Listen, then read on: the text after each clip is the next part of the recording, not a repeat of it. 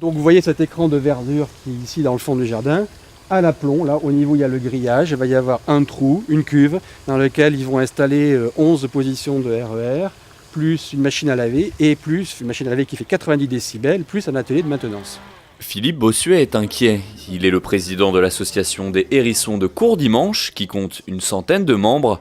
Tous riverains de ce terrain, il milite contre la construction sur cette parcelle d'un garage RER. Une réalisation menée par le syndicat des transports d'Île-de-France pour stocker 11 rames, un projet inadmissible qui ne répond pas aux besoins selon l'association. Il n'y a que 11 positions de stockage et le besoin, c'est pour alimenter la ligne de Cergy-le-Haut, c'est 19 trains.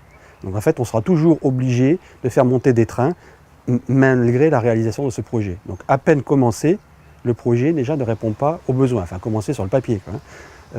Et pire encore, c'est que le jour où on voudra augmenter la cadence des RERA, ce qui est prévu dans le schéma directeur, à travers différentes actions d'amélioration, on ne pourra pas, puisque déjà, même maintenant, on est saturé. Aujourd'hui, ce terrain sert à l'éco-pâturage, où une dizaine de moutons broutent paisiblement. Les riverains craignent avant tout les nuisances visuelles et sonores. C'était pas quelque chose qui était prévu. On est venu assez loin de Paris. Moi, je travaille moi-même sur Paris.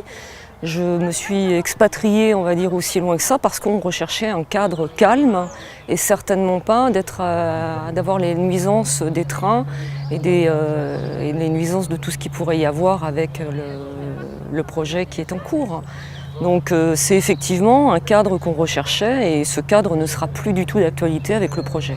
Je pourrais plus être dans mon jardin, tranquille.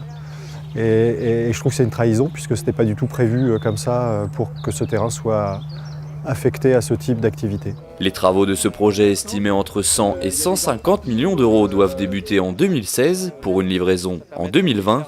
Du côté de la communauté d'agglomération de Cergy-Pontoise, on estime que ce projet est vital pour améliorer le fonctionnement du RER A. Tout sera fait pour limiter les nuisances des quelques riverains qui sont là. Je veux simplement rappeler à ces riverains, et je l'ai fait de la même manière avant les élections municipales, que quand on achète une maison au bord d'une emprise SNCF, il faut s'attendre un jour à voir passer des trains.